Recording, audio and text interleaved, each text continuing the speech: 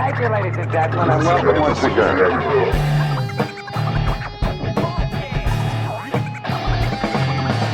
I must conserve every bit of strength that I can. But we have a wonderful show for you tonight. I know you're going to enjoy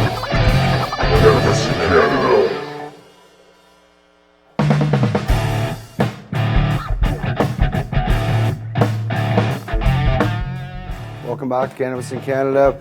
Man, it's been just in one more week, that many more attacks. Today, that many more letters sent out to the Upper Island. Rumor is the Lower Island's going to get hit next. What am I talking about? Police letters that say cease and desist, shut down in 7 days, dispensary, game over. Serious problem here. We said this was coming to BC. Chad and I have been reporting on this, and we said it ain't going to be no easy game. Now, I first like to welcome my co-host, as always, Chad, who's in studio today. Welcome in studio to the show, Chad. Hey, buddy. How are you, man? I'm holding in there, brother. I'm on this Hep C treatment, and honestly, just holding in there. But yeah, good, man. Good that you're getting on that, and you're gonna kick that once and for all. Yeah. It's a good feeling, isn't it? Yeah, it is. Yeah, man. Unbelievable what's going on. You know, these guys are not unbelievable. We've been saying this is gonna happen for a long time, but you know.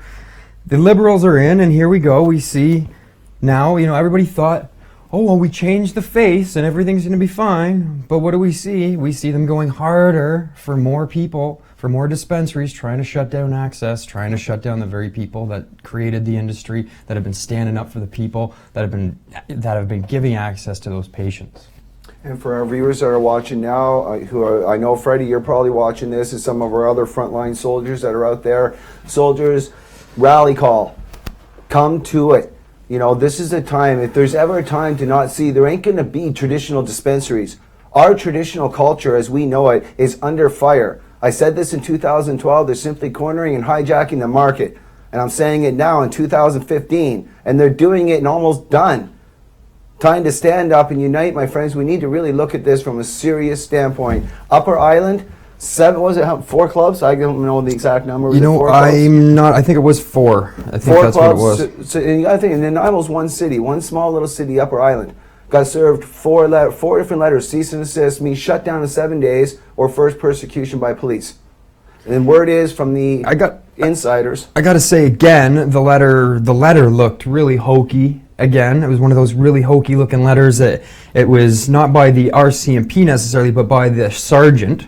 So one individual's name it said, and then there was it just looked a little bit hokey. And then, and then they crossed off certain addresses. They had it written up for one address, and then they'd cross off, that address and write above it other addresses that they decided they were going to, hand this thing out to, which I find really corny and just, you don't even have the time to actually print out the other addresses and write out another letter. I mean, well, this is the thing is, Cannabis Canada jumped on this early this morning thanks to the Cannabis Rights Coalition Board of Director Kelly, who lives over on the island. He was able to say, hey, dude, there's something going on here. A word got out, and we started investigating. And yeah, it is kind of hokey how it's there, but it is true. It was police officers in uniform that served that hokey paper, which is the problem. So it is legitimate. It is city officers that are going in. We're not sure which. The one thing I want to know too is are the RCMP in Nanaimo standing behind that letter, or is that just a rogue officer in a rogue letter that he's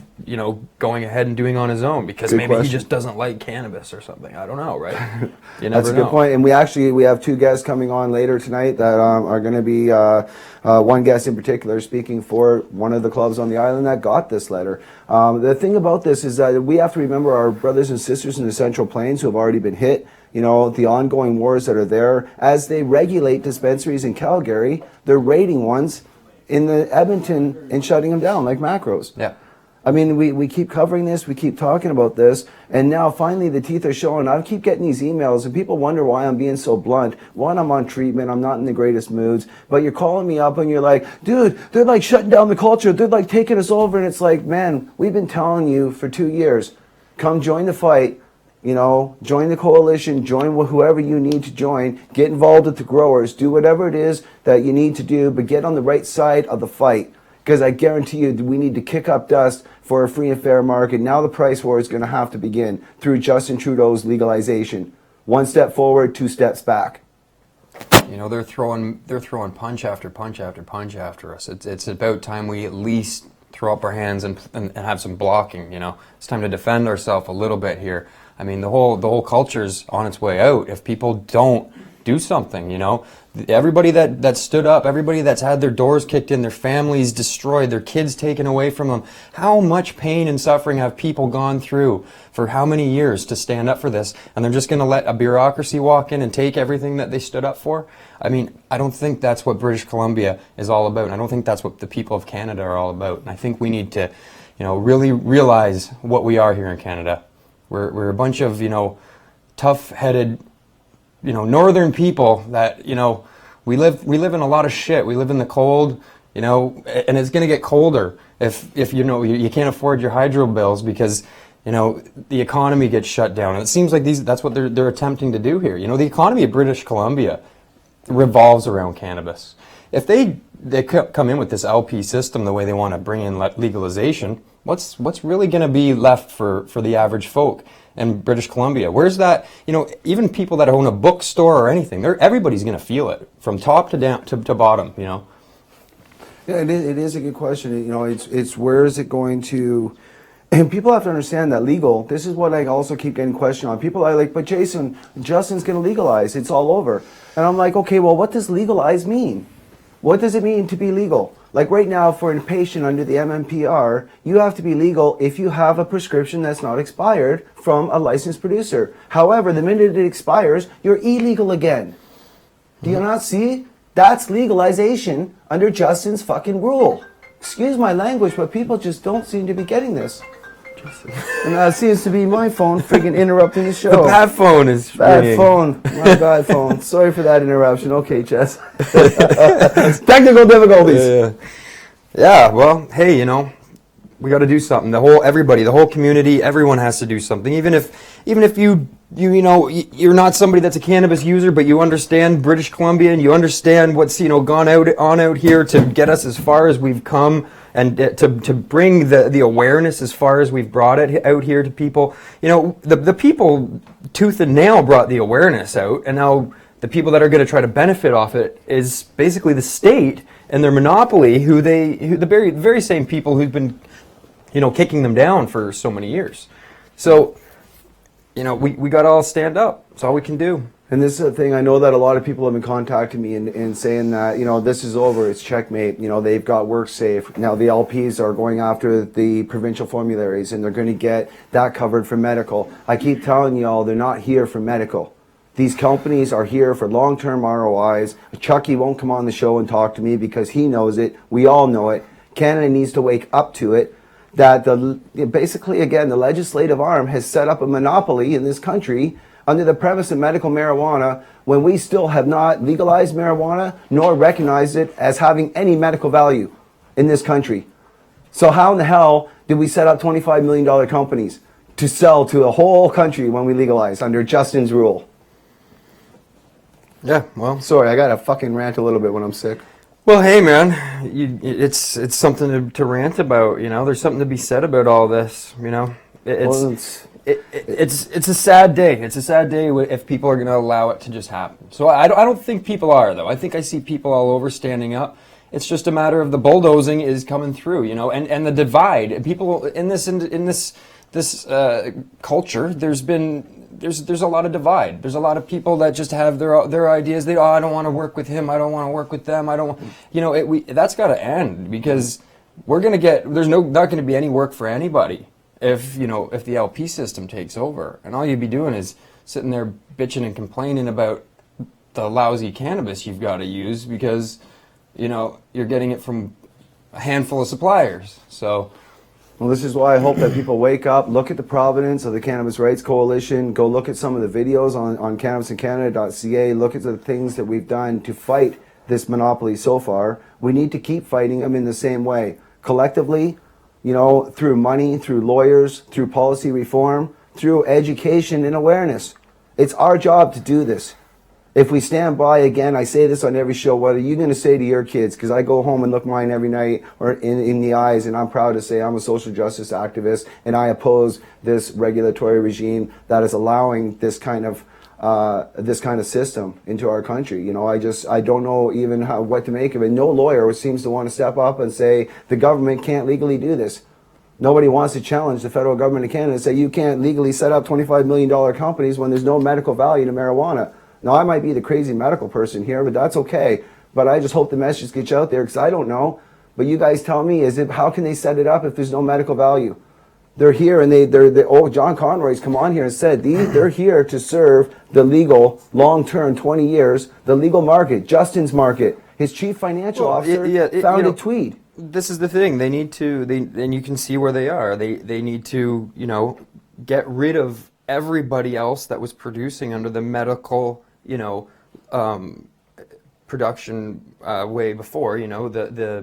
The designated producers and the self-production, and they have to just try to take this thing completely out of the hands of everybody and into those big boxes before they can roll over to legalization, right? So because they don't want any sort of possible conflict there where somebody's competing with them or something. They want to have a complete black and white, this is legal, everybody else is illegal, and we're sending our guys with guns after them. And that's what they want. For our viewers out there, before we go to commercial break and bring on our first guest, for our viewers out there that have often wondered, I didn't know how to repeat what we were just covering there. This was important. Repeat what just basically they want to take the gray area out of it 100%. They want to say, they want to convince and re-brainwash the people basically that all these people under this way, doing it in their homes or whatever, they're dirty, wicked criminals again, and only this very sterilized, radiated way of doing it is proper and legal, so that they can then turn the guns back after these people, take the homes, re-stir up they're not done hurting people over this plan. The state doesn't want to give up that power. The police, all these people that make so much money, repossessing homes and tearing apart families, on that note, the amount of money that the state collects just from cannabis alone. On that note, those letters, they said, we're going to take your home, we're going to take your car, we're going to take your business if you stay open after 7 days. This is what the mafia does, right? They come in and they threaten you. You either shut down business and you let my guys operate here, or we're going to come in and we're going to kick down your door. We're going to take your house. We're going to mess with your family. We're going to take your kids. How do you like that? So then what's the solution? Well, what's the solution is we all have to stand up. We all have to really realize who these people are and what we're messing with. Yeah. And that this is the mafia. But people need to really wake up to that and say, these people that want my tax dollars at the point of a gun, no matter what, and they're going to do whatever they want with it. That is the mafia. They call everybody else the mafia. Anybody that doesn't want to give to that regime, doesn't want to support that violence and give taxation to that violence, that's the mafia to them, right? Yeah, I guess. For me, it's trying to figure out, again, why Canada wouldn't, if we're going to legalize, before Justin even strikes the word legalization or medical value to marijuana, why we're not first looking at a more free and fair market for Canada. And once again, why did we let, on April 1st, April Fool's Day, April Fool's on stupid us, bottom cleaners, we opened the door and let Goliath in. Mm-hmm. Now we got to somehow beat the shit out of Goliath and get him to negotiate with us, because he ain't going nowhere. That's the MMPR. Yeah.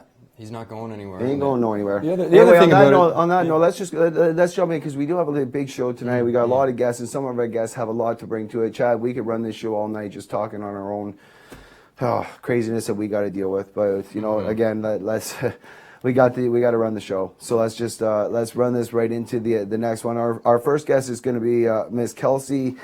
Sharon. I'm hoping I'm saying that correctly. And she is a military veteran that is going to come on, suffers from PTSD, and uses cannabis, and is going to speak to that. Kind of go on theme with Veterans Day, and a shout out to all of our veterans who, of course, we love very much for giving us the freedoms that we get to fight for today. On that note, we'll see you when we return. Thanks for watching. See you soon.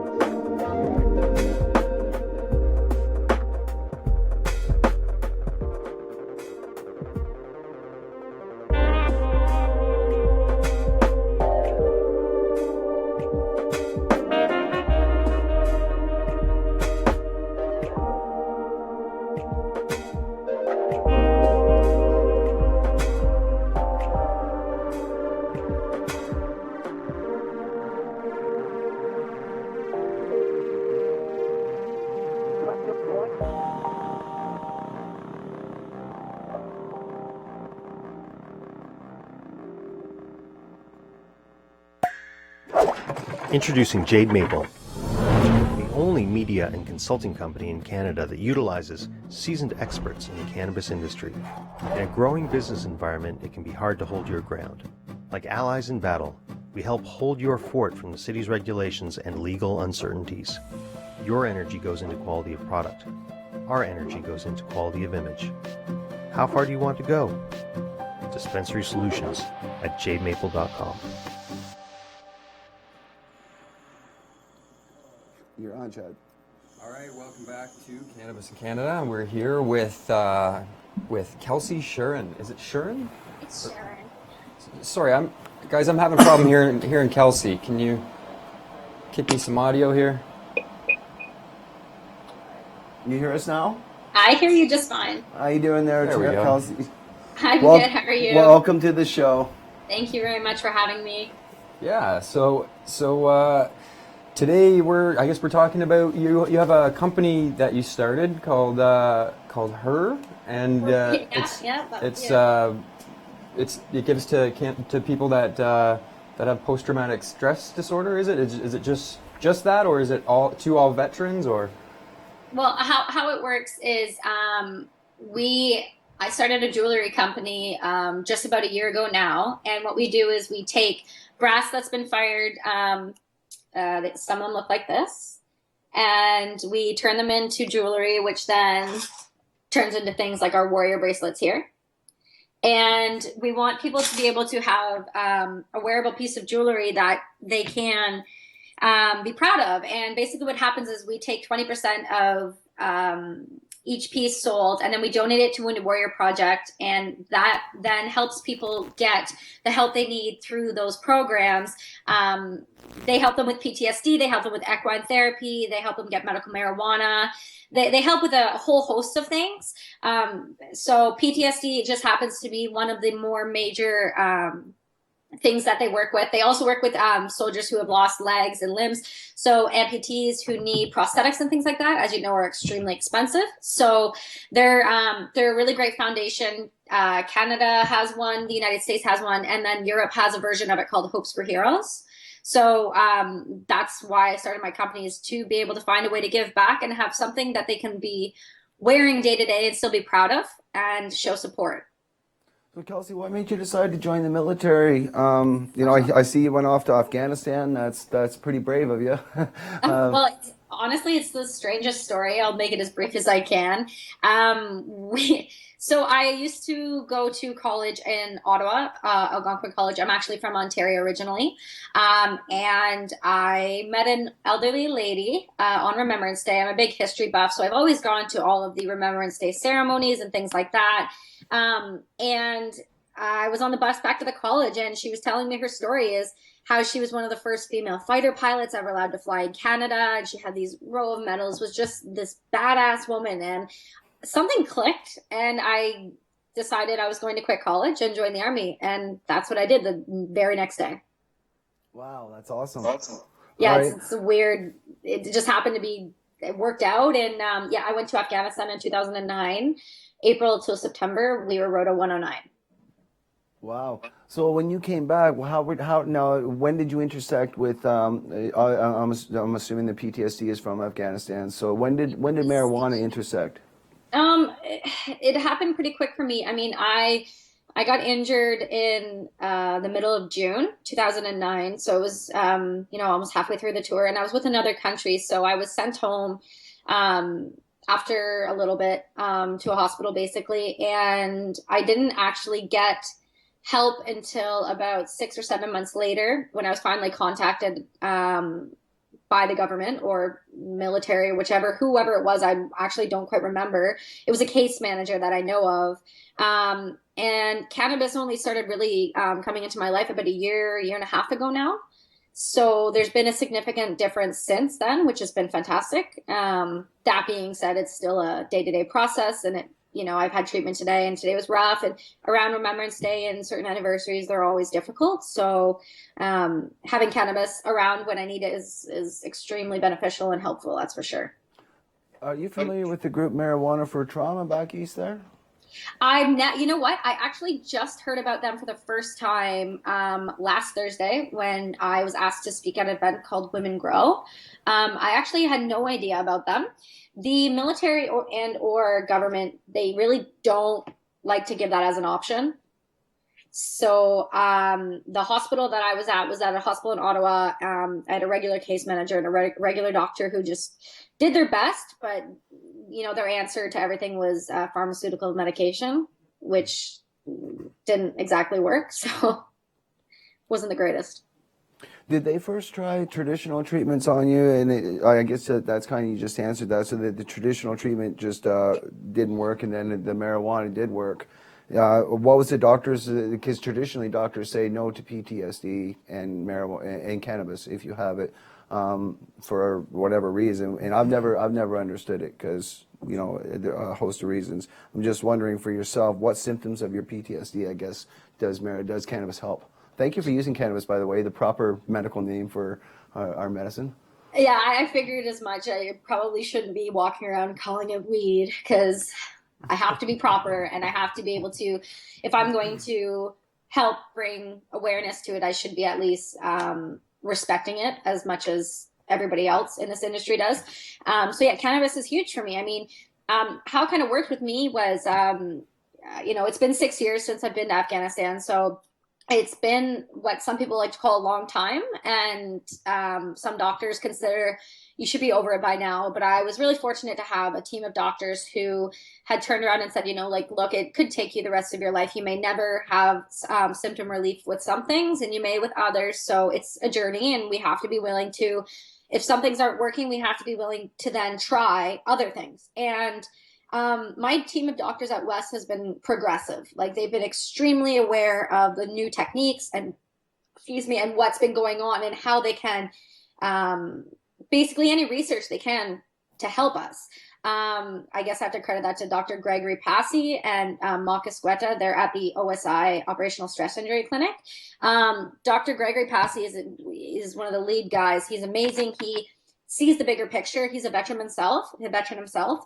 Sorry, he actually told me about medical marijuana when I started to discuss with him, my nightmares. They're one of my worst things I deal with day to day. That between the screaming and the night sweats and the shaking and the constant dreams, the medication that they had me on was so ridiculous. They would give you a pill, and then within 5 minutes of taking it, my husband would say I'd be up talking to him, having full conversations, don't remember them at all. I'd wake up in the middle of the night and make food, and then pass out and hit my head and lie on the floor until I woke up. There's so many negatives that went along with them. And I was so groggy in the mornings. I couldn't wake up. I couldn't function. And I said, they know I need my sleep, because as soon as your sleep goes with PTSD, I'm sure as some of you know, as soon as your sleep goes, everything else goes downhill. It all crashes really, really quick. So I said, something's got to give here. And one of my, Dr. Gregory Passy was like, I've spoken to some vets. I know some vets in the States. I know some doctors and some treatment teams who have said that medical marijuana has worked. And I said, no way. No way am I being put in that stigma. There's no way I'm going to, I don't know what I thought would happen if I started using cannabis as a treatment alternative. But in my mind, I was going to be that big black mark on my forehead saying, you smoke pot and you're a stoner and you can't function. And I know many people feel that way too, but he finally convinced me. He said, let's give it a try. Just try it and we'll see if it works. So we gave it a shot, and it's literally been my saving grace. So it's been amazing. I use every night for sleep. I only use at night. I've been fortunate enough that I don't need to use throughout the day, at least up to this point. But it has helped. I found that while it's in your system, it helps throughout the day. You notice things that certain triggers would probably cause more of an effect if I hadn't used that night previous. I don't sleep without it. I don't, I'm not able to function as well. And with it, I'm able to, my nightmares they're still there. I still wake up quite a few times a night, but I don't shake as much and I don't scream as much. And my night sweats have gone down substantially. So, any improvement I'll take. And if this is as good as it gets, it's still pretty damn good. That's Great. Yeah, that's good to hear. Let's hope like that for sure. Mm-hmm. Wow. So, question I have is, what was like the general attitude while you're in the military surrounding cannabis? What was? Oh, that's sorry. That makes me giggle because there's just no way in hell, right? You don't, we're drug tested regularly. You do not do anything that would show up on the tests. I mean, I had friends who were the type of partiers in Quebec that were into that techno and cocaine and those kinds of things and the harder drugs. And, when we would have a drug test, one of the superiors would be like, you need to leave, like leave before we shut the doors kind of thing. So it's not that they don't know that, people are using things like that. It's that they don't want to be caught, have their people caught using things. So for me, I mean, the second I found out or decided I was going to join the army, you can't be around medical marijuana. You can't be around any marijuana. You can't be around any drug. So if they found out for any reason that you use cannabis for any shape or form, you're gone. There's no question. And I'm sure you'd be prosecuted because it's an illegal drug still in the government, right? So now, how do you feel the new policy with Mr. Trudeau coming in and legalizing? How do you think this will change for other veterans? I'm really hoping that he does what he says. We've seen it with him saying we're going to bring in Syrian refugees, and he's not backing down on that. He's doing that, and I'm hoping that since his stance was so strong on medical marijuana and using cannabis, I'm really hoping that he pushes forward with it. That being said, other veterans might not be given the option to use cannabis as a treatment method. It just really depends on your doctors and whether they're progressive enough and they're willing to do the work, because it is a lot of paperwork. It's a lot harder to get that as a treatment option, compared to a pharmaceutical medication, because they give those things out like candy. Yeah. To anybody for any reason, right? That are killing people left, right, and center, right? But they don't really seem to care about that. I actually saw a photo the other day, and it was really intriguing. It was a person head to toe, but they were made out of prescription pills, and it showed them taking another prescription pill. And it just goes to show that we've turned into a consumer society, and that's really what it comes down to. Finding a cure for things is no longer our main goal. It's now what can we give them to sustain life long enough that we can continue to make money off of them. Well, I find it sick too that we as humans now have come so far away from our natural selves that we shake a stick at somebody for using a natural grown herb. Whereas we condone people using this manufactured, God knows what it is in these pills. It can't be good. I mean, nothing can be good if it has to be chemically put together in a small little plastic capsule. Mm-hmm. You can't tell me that that's good for anybody's system. No. But like I said, we're a consumer society, and we have gone so far left field from what we should be. That being said, I mean, some people just were raised to believe that cannabis is dangerous, and I have to do this, it's a gateway drug. And then I laughed because I've never seen anybody or known anybody who's used cannabis and then has gone 2 hours later and gone, let's go do some heroin. Like, where does that connection meet? I want to know where they get this testing to make those kind of outlandish statements. Well, they know damn well that if there is a gateway drug, it's alcohol, because when you're drunk, you will do pretty much anything, right? Absolutely. You kind of, your ability to choose properly is kind of, impaired.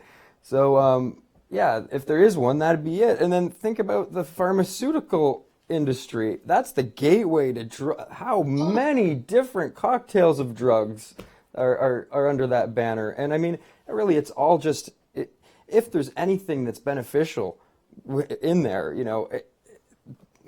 they've poisoned it. They corrupt it. And that's it exactly. Even if there was anything beneficial, if there was even parts of it that were beneficial, they're certainly not now, because they've been so chemically enhanced and tested. They're just not. It's amazing that the FDA and the government actually allows some of these medications to be used. I mean, well, Sorry, I think that's the sick joke on us all is I think the FDA and Health Canada are actually what holds these monopolies in power and makes it so that we don't have these options to buy from other places. And they say, well, these are the ones that we're going to give you under your health services. And so Yeah, you these don't have to people pay are for it, right? guaranteed to get their money, because there's no other options for us under a capitalist system where it was a free market and any old company could spring up and just start saying, well, this stuff works better and this is cheaper. You could get it from a different place, and you could start going to places that you would start going to doctors or companies that were actually selling cures rather than just poison that was just force fed to you through this system that they're guaranteed their paycheck. Absolutely. And that's the thing is we've gotten to a point where we are such a greedy society, whether we want to admit it or not.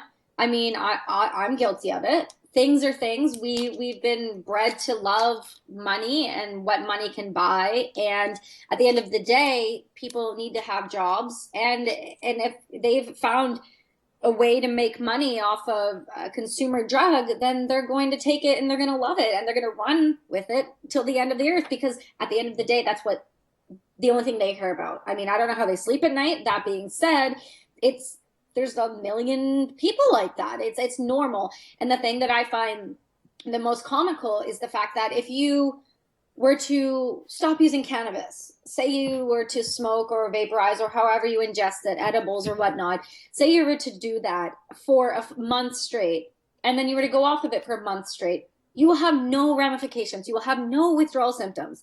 Now, if I were to stop a medication, say an antidepressant or an antipsychotic, within one day, you will get a constant head rush. You will get withdrawal symptoms. You could even go into shock. Like you could be put into a hospital because of it.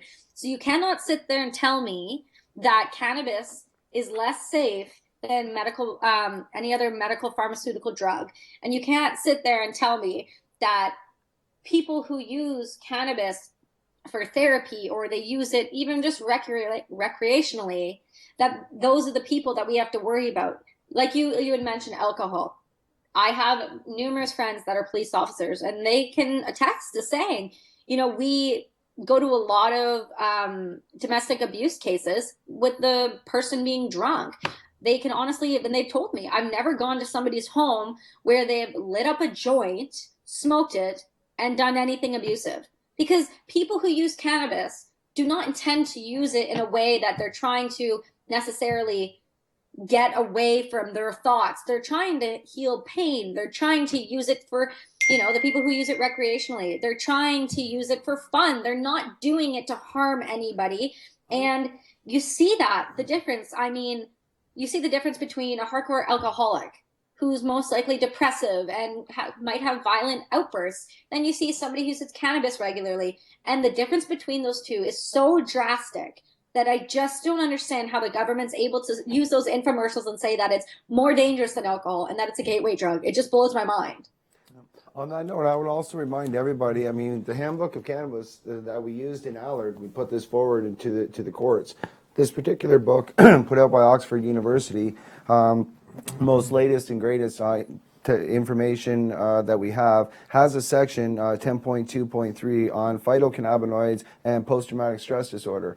So there is a connection. It is being explored. There's empirical evidence. So I know there's going to be a lot of people that are going to come out, a lot of shout-outs that are going to come back at me about the PTSD connection to cannabis. And I think that, again, our guest has spoken, put it into direct context, what cannabis is. We often say here, and we like to educate constantly, that cannabis is no more dangerous than caffeine, and there's no lethal death rate. So 100%, it should not be governed like a gun by the government, and it should not be in the hands of big corporations as a sole proprietor. Absolutely not. Because and that's exactly it. If we start allowing that and we start doing exactly what we did with any like guns or pharmaceutical medication, then you're going to have the same problem. How we've seen it time and time again. As soon as the government gets a hold of something and they regulate it and then they start doing all these things with it and they start getting a profit from it, then they start to see the greed. You see the greed. They start to see, okay, you know what, maybe it is good, maybe it is useful. But then they could tweak it. They might use it and do something different to it where it's not as beneficial as it used to be before it was monitored. I mean, there's so many different things that can be done with it to help people. Excuse me. But the problem is we're so in our own way, and we're so, I don't want to say afraid to stand up to the people or the powers that may be. And we need to start really looking at how we can mobilize in a way that we no longer look like those stoner types, and we start looking like people who are truly using it for the right reasons and standing up for that. And I feel like there are groups that are starting to finally do that, like Cannabis in Canada, just like you guys, and other groups like Women Grow. If we continue to keep pushing the government in the right direction, we'll be able to do so many things, all the way down to even if they were to tax it, we would be out of debt so quick your head would spin. Yeah. We'd be able to have free university. There's so many beneficial things to medical marijuana, to cannabis in itself, that it is honestly disgusting. If we were to put our heads together, we would have no problems. We would never need to borrow money from anyone again.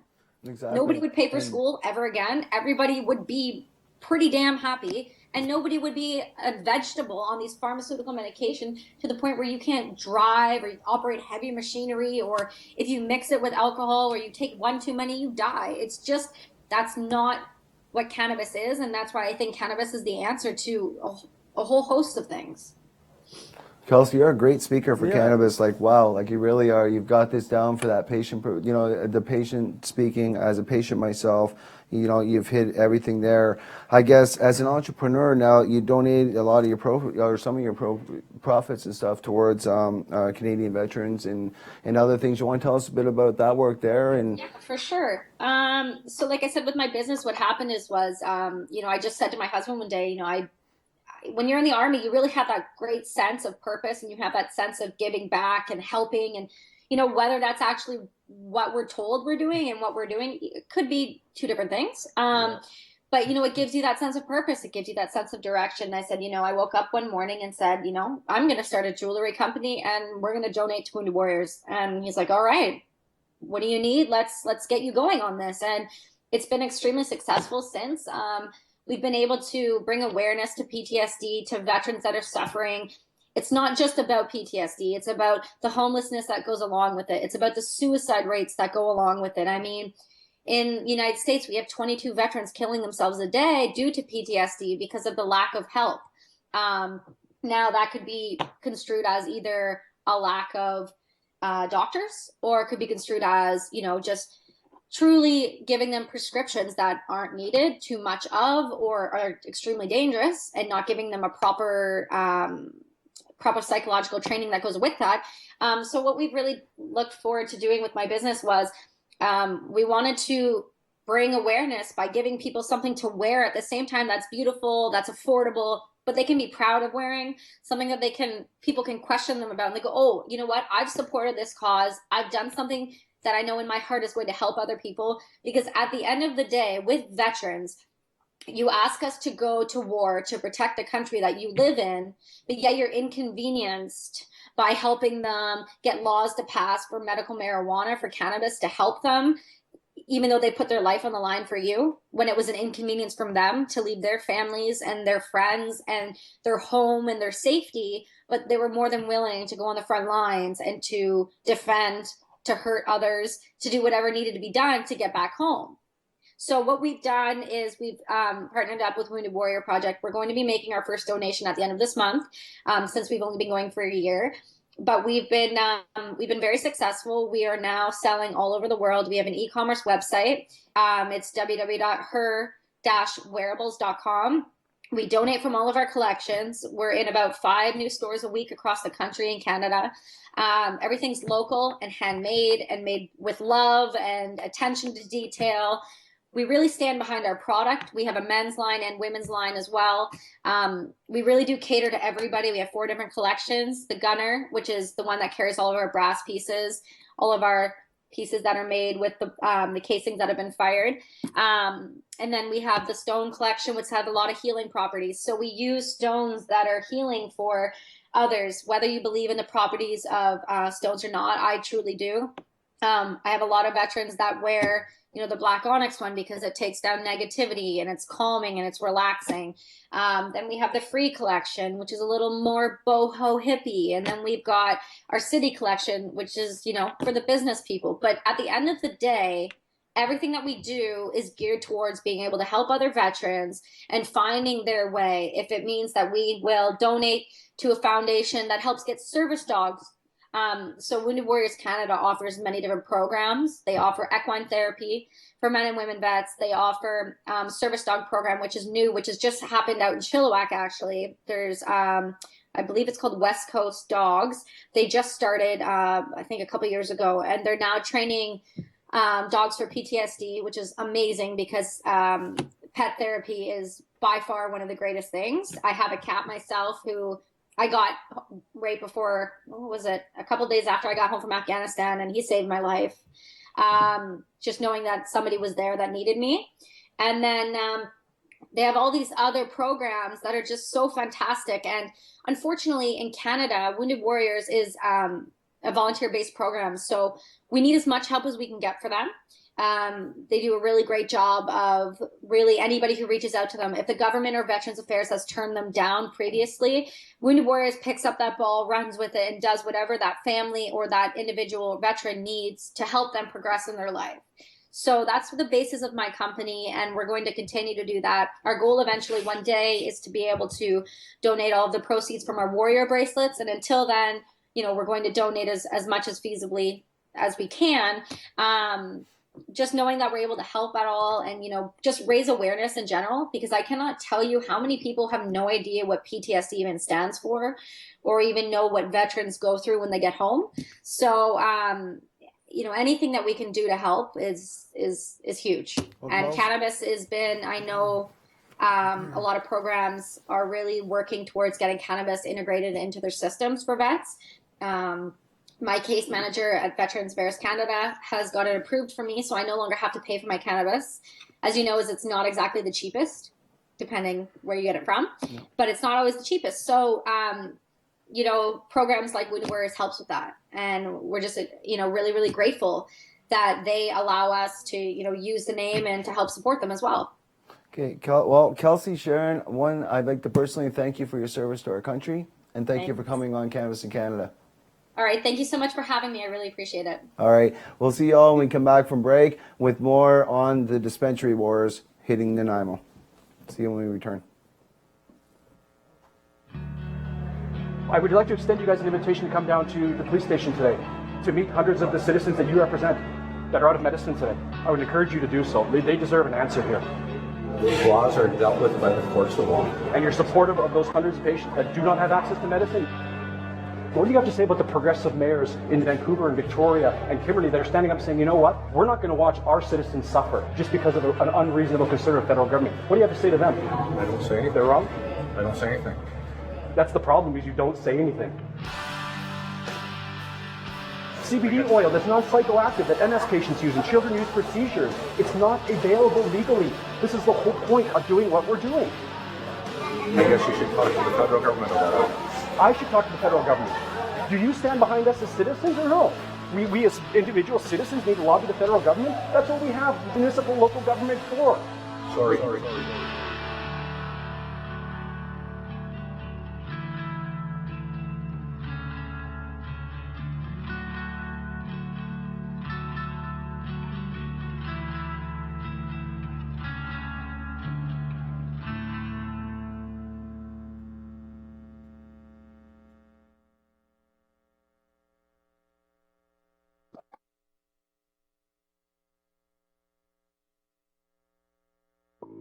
Hey there, Candid Cannabis viewers. My name's Dylan, and I'm here to help you learn more about cannabis. Cannabis analysis initiated. Commence scanning. Cannabis analysis complete. Your cannabis strain is ready for review. We're looking at the award-winning Lindsay strain from Liberty Farms, grown by CNC's own Chad Jackett. He's part of an old BC crew from Lindsay, Ontario, hence the name of this strain. He's been farming for more than 10 years, and this plant was grown indoors using hydroponics. It's got the beauty red hairs along with some orange and tons of trichomes. Visually very appealing. This bud has definitely been cured properly, just the right amount of stickiness. Density is the strength of the Lindsay. I wish you could feel this at home. This isn't air. This is full, solid bud. As for the nose, it has a strong aroma, just as you would expect. It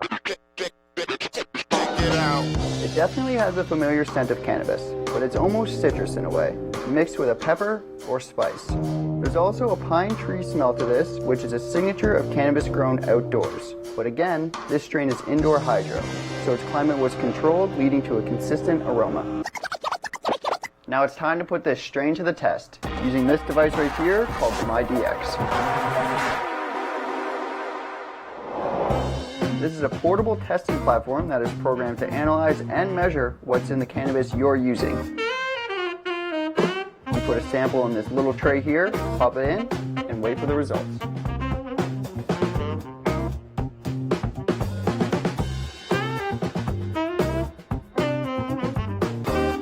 Now you know more about the Lindsay strain, a winner at this year's Sass Prairie Cup. I'll be back soon to help you learn more about your cannabis. Thanks for watching.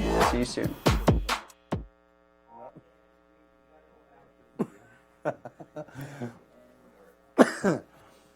I'll take it. Yeah.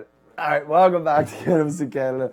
What a night it's been. Okay, the dispensary war is happening east to west. Right now, we do got, man, our guest tonight. It is just getting crazy. Richard Scott. Yeah, Richard Scott, as well as Aaron Bott, who we're trying to get on the phone. We've lost Aaron, but we are trying to get him back on here for the split screen. But for now, we'll start off with Richard Scott. Richard, welcome to Cannabis in Canada.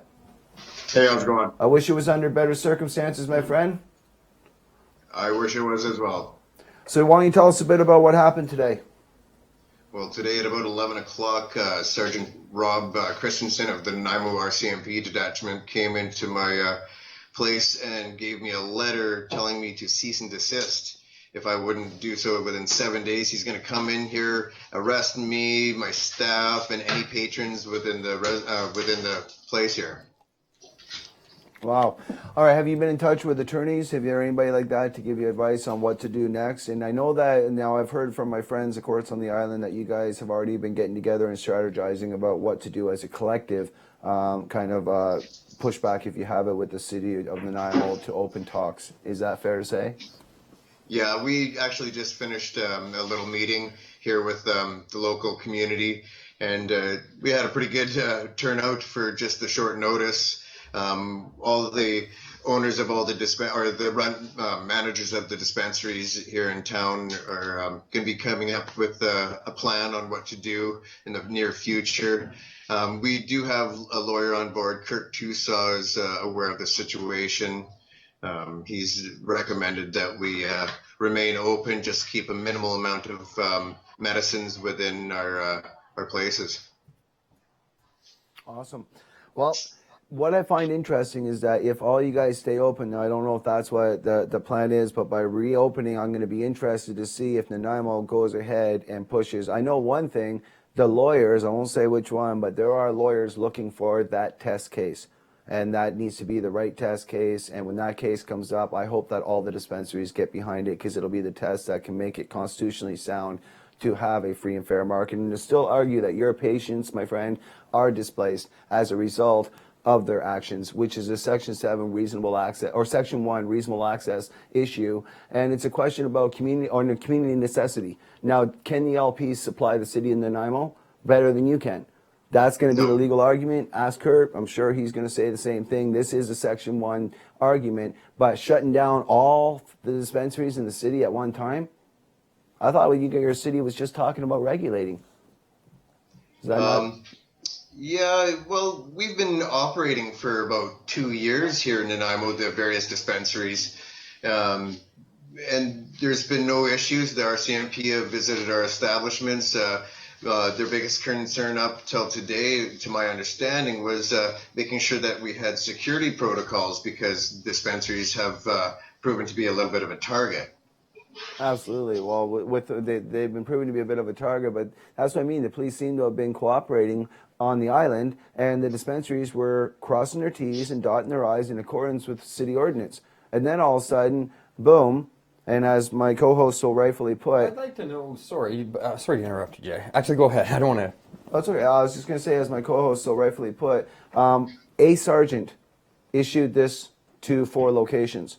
So the question is, did this sergeant act on his own, or did this come from the higher ups? You guys, what's your guys' thought? Well, to the best of my knowledge, it came directly from him. There was no letterhead on the letter that I or any of the other dispensaries received.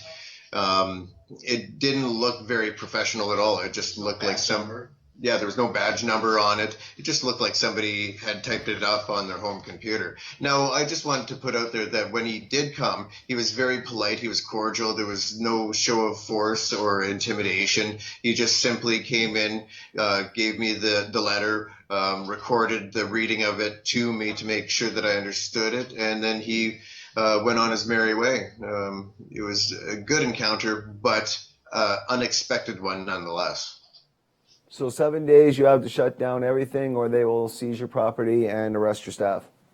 Correct. And any patrons, any members and any patrons, of the club that's that something are in new. That's something the new establishment too. at the time, they're planning on arresting them as well. I don't see how they would do that, but that's what the letter states. I would say to make sure that you guys are ready with cameras at any given moment, a lot of them, as many as you can possibly get, if that ever occurs, to make sure you get all that recorded, especially if they're dragging patients out of there. Yeah. Yes, definitely. Well, that's what, your security cameras. But to our friends in Victoria, now, coming through the pipe, as you know, CNC has good sources, and through our sources, especially here in BC, we've learned that this isn't just starting in Nanaimo. You know, it's actually going to go down into Victoria. You guys are going to get your letters soon. And those of you over here in Vancouver who thought you were going to be part of the big lottery and be one of the future dispensaries, you're going to get your letter too. And within 30 to 60 days, dispensaries, as we know it in BC, will be shut down in favor of LP clinics, barring the 16 to 20 that are going to be allowed through until they strike compliance and sell LP weed. That's crazy. Like. That's what it looks like. How are they going to do that with the current restrictions on medicine and derivatives? Well, right now they have clinics. Chad and I talked about this. Right now there is no ban. The LPs can't sell this. But last year we reported on the St. Catherine's Club. St. Catherine's opened a clinic. Now that clinic can't sell LP cannabis.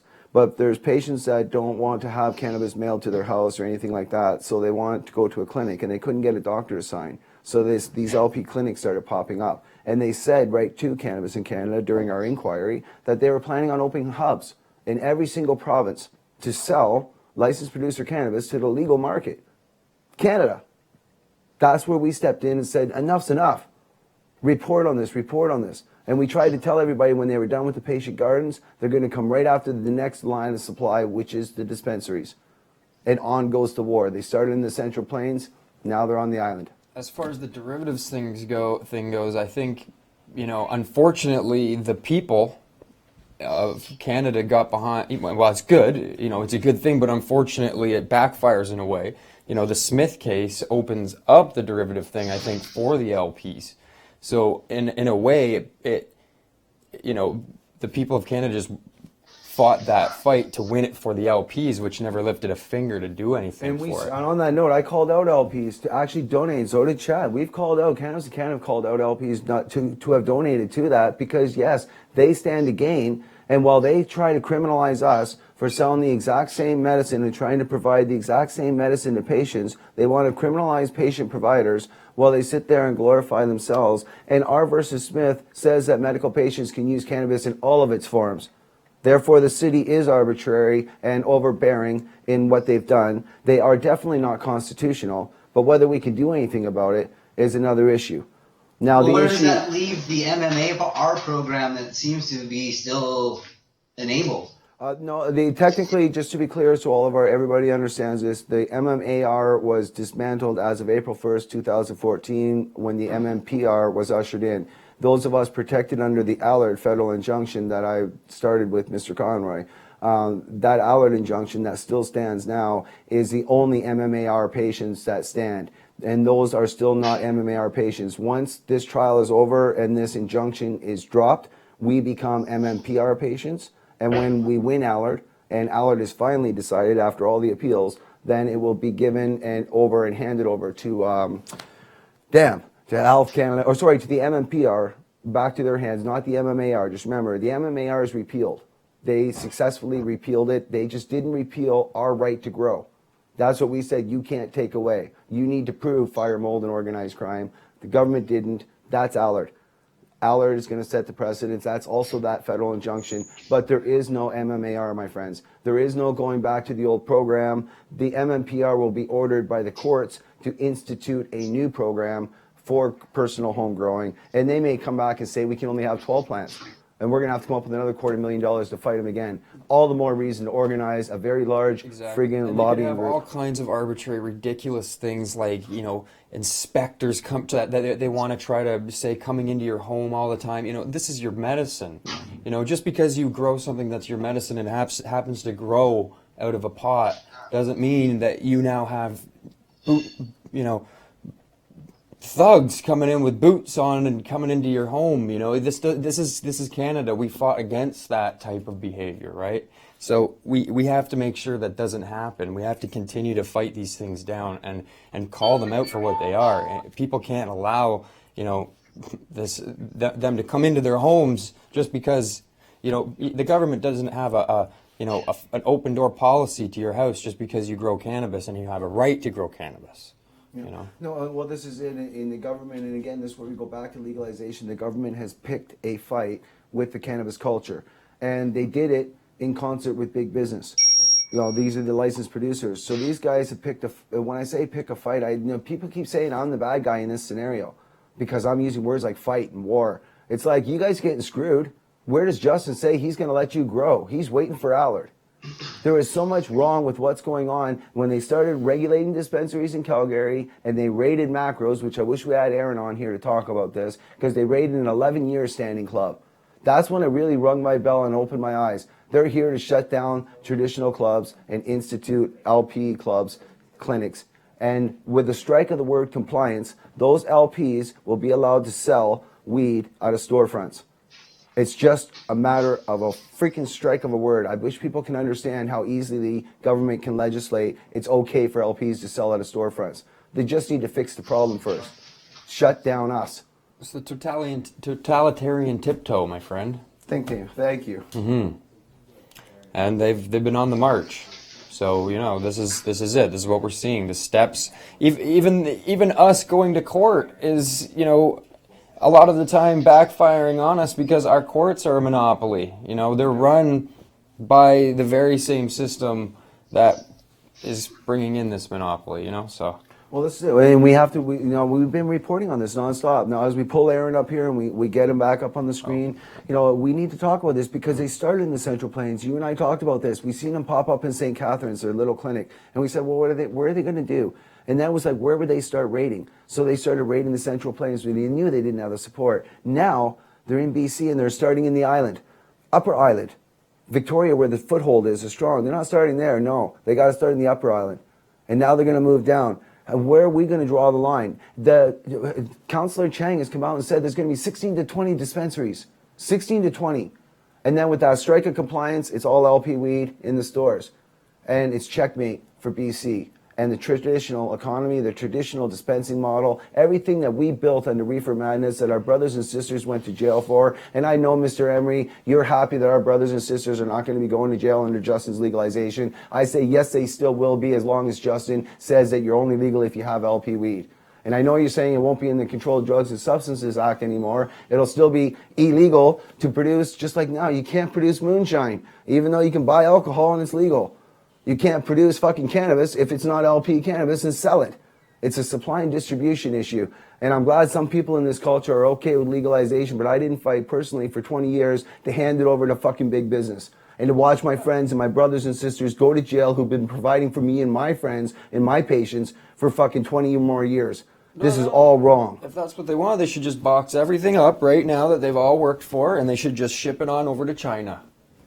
Just There ship he it to is. China. There, we got Aaron Balke. Yes, indeed, Chad, you're right. We should. You know, and this is just what they're doing. Let the Chinese ship you a bunch of shitty cadmium-laced friggin' cannabis, right? Well, let's not. Let's hope the LPs don't let Monsanto in next, and then we get frigging. Not only do we get gamma processed weed, but then we start getting maybe some enzymes or something that Monsanto wants to put in there, and they frigging start being able to tell illegal weed from legal weed. Then we forget the barcodes. Anyway, welcome back to the show, Mr. Aaron Bott, and welcome back, Richard.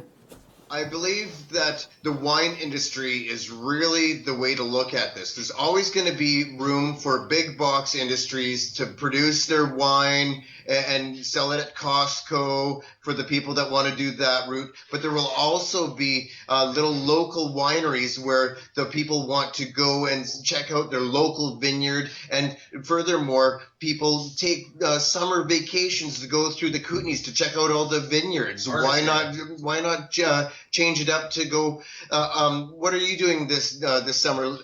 Me and the missus, we're gonna go travel the local cannabis farms. Nobody wants to be an average consumer of cannabis unless that is what you were happy with. Then you would be buying from a large LP that kind of doesn't care about quality as much as a small person. Whereas you can get a very nice, beautiful wine from a local microbrewery, but you can't find on the shelf at the liquor store. Yeah, we're with you. We want that model. I mean, this is what we've been hoping for, a more free and fair market of any sort to come into Canada. That's at the heart and soul of not only Cannabis in Canada's quest, but my personal quest has been to topple this monopoly that has been set up in our country and is now attacking both you gentlemen that we have on our screen. Aaron, welcome back to the show. Can you give us an update on where you're at with your case? I understand you got a fundraiser set to help doing some fundraising. And, of course, you were the first of the dispensaries to really get hit and to ring the alarm bells that these guys are coming to raid us all. Yeah, thanks, Jason, for having me back. I take it as a little bit of a joke here that we didn't even get warning before we got shut down. So everybody else seems to get the little warnings, but we never did. I think our city was turning a blind eye for the good reason, and they were just waiting to see what the federal government would do. But with certain complaints or pressure to open up new dispensaries maybe has started that look at that. So now we're trying to get the Alberta culture together here, and my wife's been doing a really good job with a group of very talented advocates and activists up here, and we're trying to get a monthly dinner fundraiser going to save money for people that need it for court cases. We want to be able to have our monthly retainer paid for and then be able to donate to Mark, donate to Glenn Price, donate to anybody else that gets shut down in this short time before Justin Trudeau decides what legalization is going to be. Yeah, well, Mr. Tucson and I have talked about your case, and from what I've gathered, you have a very good test case that needs to, but if it can get up there, if Kirk can get it up to the top of your province, then we have a good chance to take it all the way to the federal bench. And this is where we're at. We're constantly looking for what is going to be the solution and what is going to be the case to fight for that free and fair market. One, to prove that the federal government still can't supply for the 1 million medical patients that are estimated to be in Canada, that's not there. Justin's about to legalize, so certainly the LP can't supply for all of Canada. So there's going to be a supply and distribution and a battle and a war. And during this war, as much as people think legalization means no more going to jail, I guarantee you during this price war that we're going to have, people are going to go to jail. Brothers and sisters are going to go to jail. That's why they instituted mandatory minimums. And Mr. Trudeau signed off on that. All I see is them going harder and harder and harder and trying to put more people in jail and trying to take more people out. So, this legal thing, it's not lawful. It's legal and it's their thing, and they're trying to form a monopoly, another socialist monopoly, fascist monopoly behind the guise of socialism. Oh, we're going to help you by taking, here, let me put the gun to this guy's head and take something from him to do something good with it over here. But they're all fascists.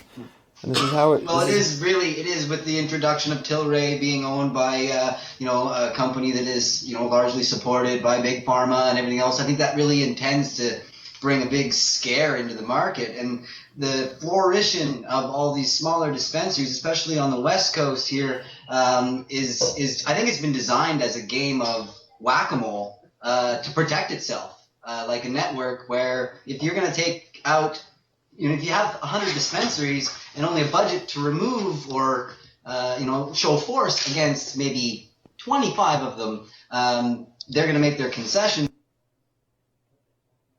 Mm-hmm. Oh, we lost connection there temporarily, so we'll just pick it up there. I like where he's going there. The more dispensaries that just say, you know what, let's just open up as they're shutting them down, the better. Because why not just keep going? It's going to be that much harder for them to keep shutting people down if they just keep opening them up, right? Now, how many soldiers do we got out there? This is what matters. No, Chad, you're right. Mm-hmm. How many soldiers do we got out there that are going to keep stepping up? Because as they shut a dispensary, and this doesn't mean you have to open a storefront. My friends, and I know the government can look at me and criminalize me for this, but patient providers provide for your patients. If you have to be a delivery system, if you have to be a door-to-door delivery system, it doesn't matter. Do what you need to do to provide for your patients so this war can ensue, so this price war can ensue, so this dust can settle, and then we can have a free and fair market in Canada. Don't stop providing for your patients. Even if they shut your storefront down, start doing the old school. Well, they want us to go back 10 years. Let's go back 10 years. Let's have this war. But we need to kick up dust. And that is the most important part, is making sure that people are supplying that proper product to those patients that have been depending on it for so frickin' long and cannot go without and do not want to. I know a lot of patients that will refuse. They would rather die than buy LP weed. Yeah. So this is what we're facing here in this country. And this is why I say patient providers, and Chad's right, patient providers, because I hear from these patients. We hear from these patients, and they tell us they're not going to change. They're going to keep doing it. And then they're going to face persecution because they're going to keep supplying themselves. And they're going to keep doing what they should be constitutionally allowed to do, and they should have been allowed to do for the past 15 years now, I think it is, since Parker. And this has all been legal. And still patients are being persecuted. I need you guys to understand, you're only legal if you have LP weed. Don't think you're legal just because you have a prescription. There might be convoluted laws, but you're not legal just because you have a prescription. You're not legal unless you have that stupid LP little label that says it doesn't expire. Then you're legal. Understand that, because you can still go to jail. LP weed. I only use the word cannabis. Oh wait, I gotta jump at Chucky. I gotta jump at Chucky. Wait, I gotta jump at Chucky. I use the word weed when I'm using the word LP before it. But any other time, it's cannabis. Chucky, you actually tweeted me. Now, Chucky, I hope you come on my show and actually talk to me and stop using your little Twitter feeds, these little freaking 2-word thingies. Come talk like a freaking man. But yes, it is like a new weed. You are making like a new brand. You know what? Because it's not the same weed. It's not the same stuff. You go and gamma process that shit and give it to patients, and you do it and make $1 million, man, you're a sad piece of crap wearing a freaking profiteer shirt. And somebody actually tries to tell me today I should have a heart for you. You might be a heart under there. You know what? Donate some of that $1 million to R versus Smith or to the coalition to help fund the Allard case and start to show for the patients you purport to represent. This is a serious ass problem. But you want to Twitter me about that? Yeah, I do. It is like a new breed. You are a new breed. You're bad for Canada, and you're freaking bad for me. You are a bad breed. Bad people, Chucky. Bad. Yeah, I'd have to agree. Yeah, he's well, that guy. I feel sorry for him though, because it's just pathetic. Why wouldn't the guy step up and give to? He just sits there. It looks terrible. He's claiming he's on all these newspapers saying he's making all this money he knows that the patient's rights are getting trampled on and all this. He's not trying to help or donate or do anything, and he's walking around with this profiteer shirt. It looks absolutely terrible. It's pathetic. Yeah. I got to. No, but he's also taking. This is the thing. See, Chucky, I know what you're up to. On the East Coast, you go and you take out coalition national representatives. You try and take out coalition board members for dinners and steaks and beer. Yeah, real classy there, big boy. Yeah, we're not on to that either. We're on to your shit 110%. And the funny thing is, you're the chief financial officer of the freaking governing power of this country, fucking with me, a patient. There's a problem. There's been a problem with you from the beginning since you founded Tweed. Yeah, man. Wow. Absolutely, Shout out, motherfucker. Yeah, that place. I've heard so many things about it. I've heard so many rumors and things about it. We're still wondering where that cannabis went from the airport in Kelowna. That was supposed to go to that place. Thank you. So there's a lot of dirty stuff that's gone on with tweed. I've heard reports of powdery mildew-filled rooms. I've heard water dripping from ceilings. Why those aren't even just rooms. I don't understand. I've heard the you're not supposed to, under the LP system, have these unfinished walls and stuff. They were up and supposedly running with all these unfinished. There's so many things that. Same thing. Well, my friend Ramo, again, you see, this is the problem with our culture. It's getting torn apart by these LPs who think that I'm the bad guy because I'm talking to you about the damn truth and what we learned through legal discovery. Then people want to say, no, we're the bad guy because Chucky's the one going around and hanging out with activists and is posing for pictures with different people. I want to say too, I'd be wary of giving in. When there's people asking for DNA samples. Be wary of different DNA samples for genetics right now, because people can take your little live plant material if you're worried about your gene getting out. Because I think there's a lot of that going on right now. I'm not 100% sure, but I have a feeling. So to people out there, if people are asking you for a gene sample, be wary that maybe they're taking your sample and actually putting it in a petri dish and trying to regenerate your genetic too. So if you have something you're really worried about, not wanting to get into the hands of the LPs, maybe be cautious of that, right? So what Chad's talking about here is genetic. Again, they're doing tissue cultures, which is the newest way to protect your genetics. That's what Chad's talking about. Be careful that they don't just take a little clip off your leaf, because they can tissue culture that shit. Little tiny piece off your plant. So you got to be very careful with having these people around. And the genetic bank, I talk about this, Tilray prides themselves on having 3,000 strains. They're so proud of that. I'm proud of the fact BC has about 25,000. They haven't got them all yet. Well, I mean, they got the majority of those strains by fear tactic, right? By scaring all the patients into saying, if you ever want to smoke that medicine that you so love again, hand in your genetics and throw all the rest of your stuff in kitty litter, right? Yeah. And that's what they feared everybody to do, and said, well, if not, we're going to send the jackboots into your house, and they're going to kick down your door, and they're going to look through your dresser drawer for grow ops, and they're gonna take your wife in, and they're gonna question your kids and tear them out of school and embarrass your whole family. Well, this is the thing and do what they did to me, and do a false flag 2 weeks after, and then send they actually, after they came to my house, they came 2 weeks later with bylaw. They came with two separate fire trucks. They came with a bunch of different police, and they were all standing out front of my house one afternoon, just deciding to sit there and try to embarrass me and intimidate me again after the fact. And they're sitting there hitting my house with radiation guns. I went and confronted them, and I was like, "What are you guys doing?" And I sent them all packing and stuff. But they sat there trying. You could tell they were all in cahoots. It was a big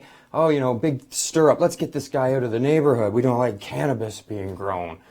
Come on. Well, this is it. I don't know whether we're going to be able to get our guests back up on the air or not. Control room. We're trying. All right. Well, we'll keep it going here, because this is important. I mean, we had a great guest on tonight. Wow, what a speaker. Mm-hmm. She was amazing. Yeah. Talking about PTSD, and again, bringing it back to patient, guys. This is about the patients right now. This war over supply and distribution and legalization, let it happen. It's going to happen between the underground and the LPs. But the patients have been caught in the crossfire of prohibition for far too long.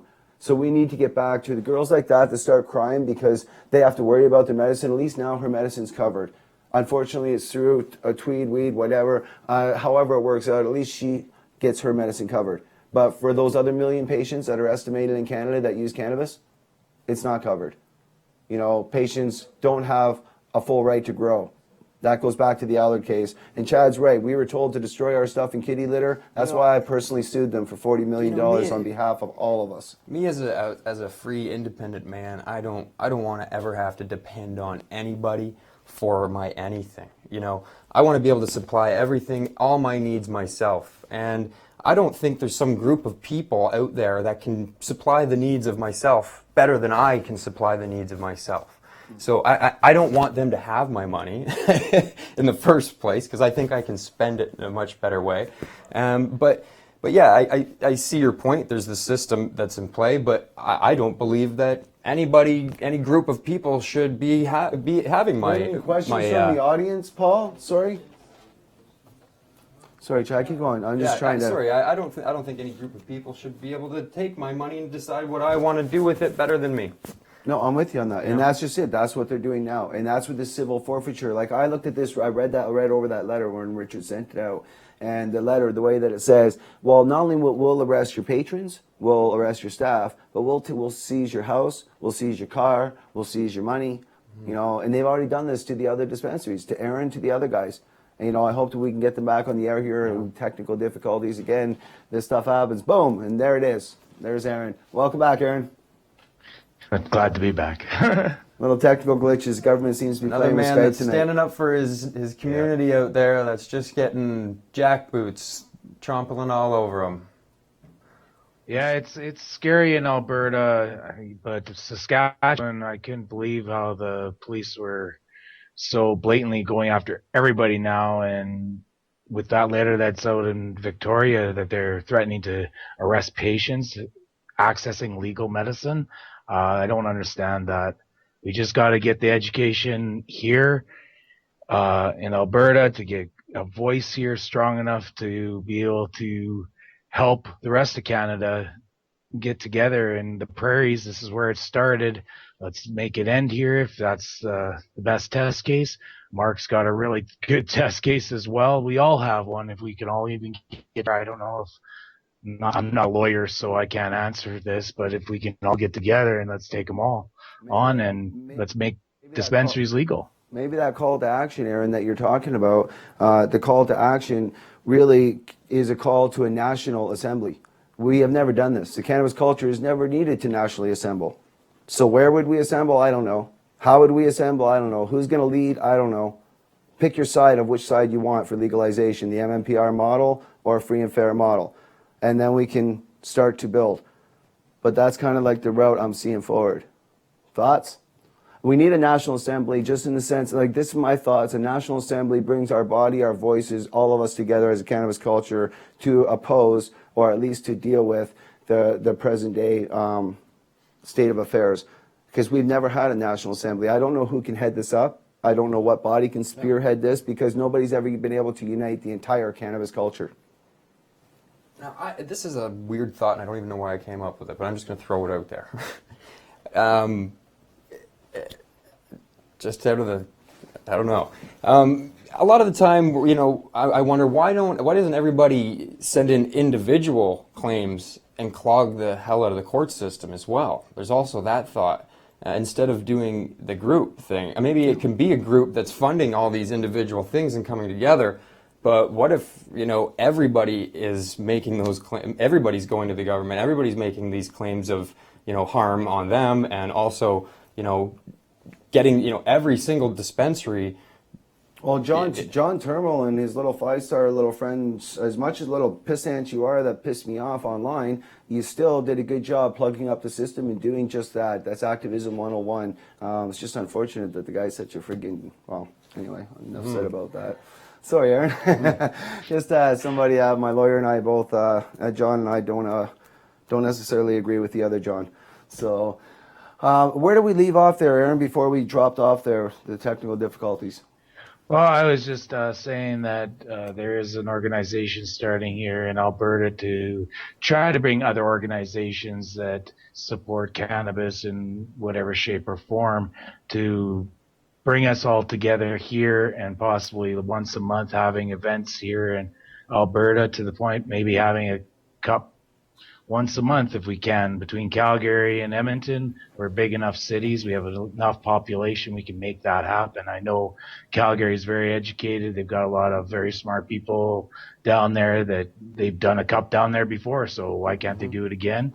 And let's get this action going. And like Mark said in the court, he won basically with that judge showing that patients need access to their medicine, and she agreed that Mr. Lane there can go to BC now to get his medicine.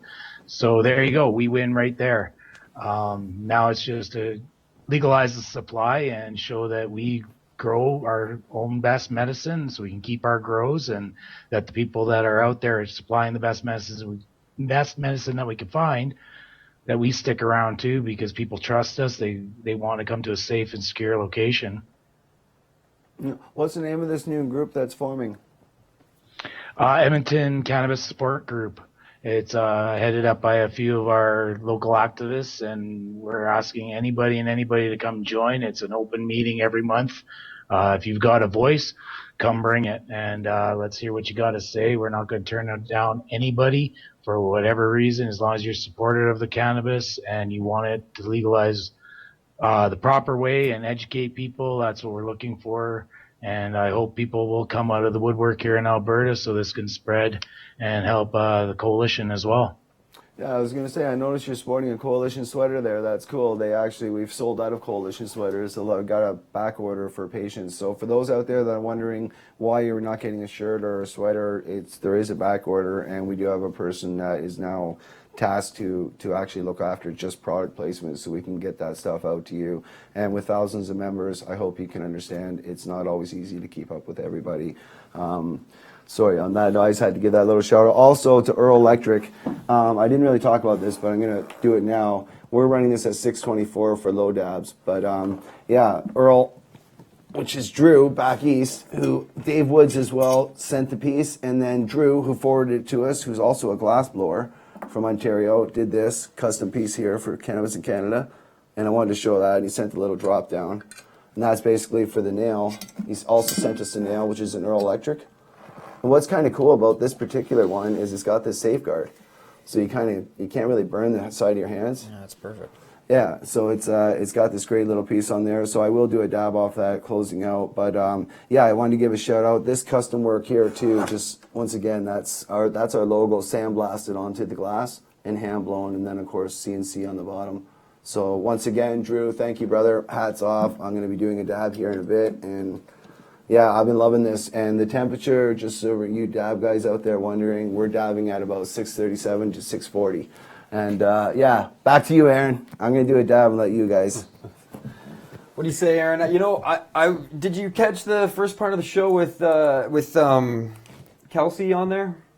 Hats off to that lady. She is a real go-getter. I was very impressed that only a year and a half using cannabis, she is totally on spot on with what we are trying to do in the cannabis culture, and how this is medicine and it should be taken seriously as medicine. Mm-hmm. And I totally agree with recreational is medicine. Depression is a condition that can be with cannabis.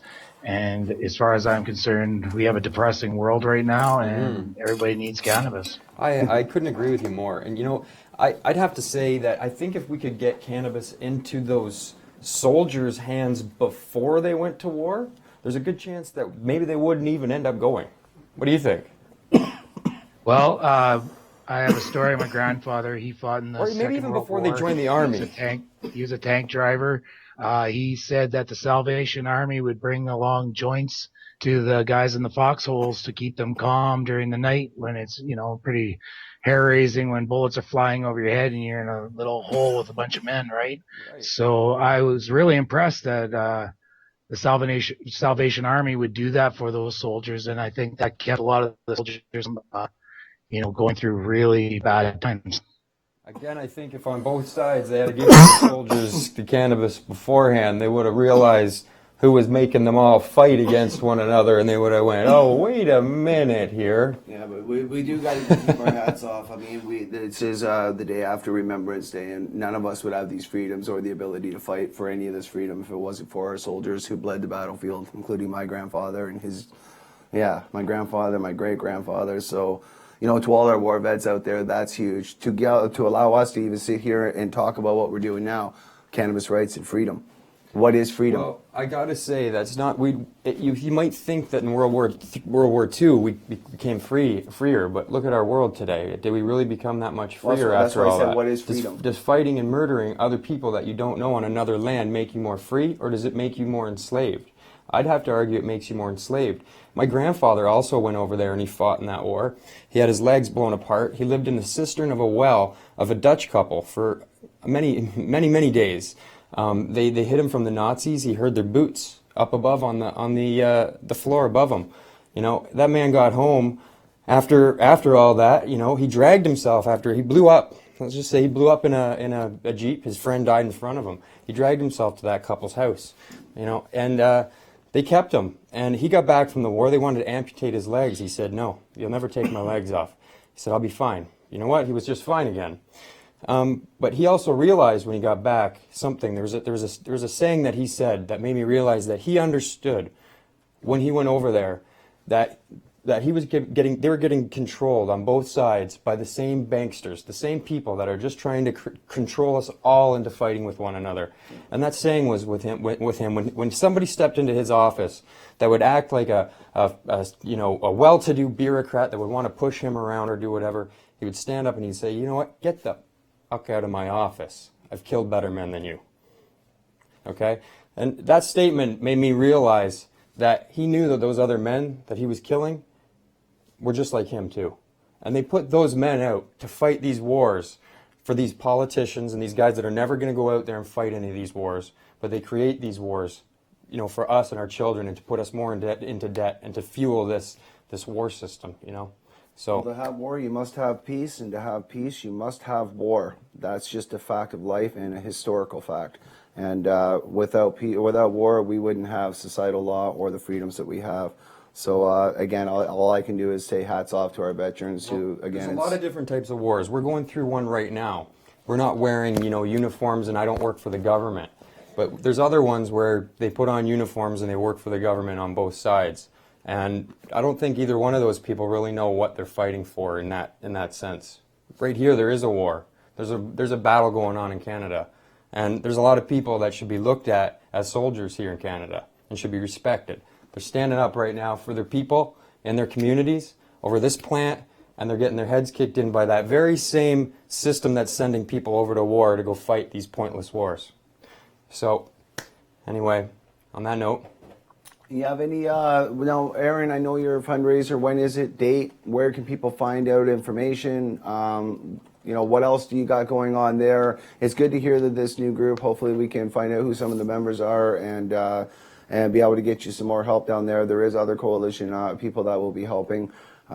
We just have to figure out how the assignment of that's going to work. That was some of our discussions today, actually. But on that note, where can they find you, and what's the update? Well, we're not updating our website at macros.ca. You should be able to get the information there. It'll be on the 20th of November, the Friday, starting at 7. Donna McKenzie was an angel and found us a smaller venue, but can't complain for free, right?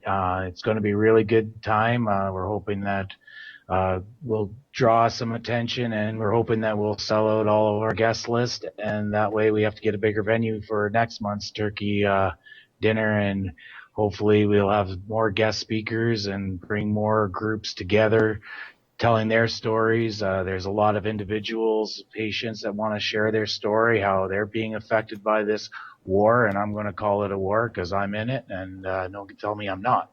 So I'm here to battle, and I'm here to rally as many troops because there's a lot of good warriors all over Canada, and if we all are saying the same thing, it's time for our bureaucrats and our politicians to listen to us, and let's make this happen for the people, because that's who it affects in the end.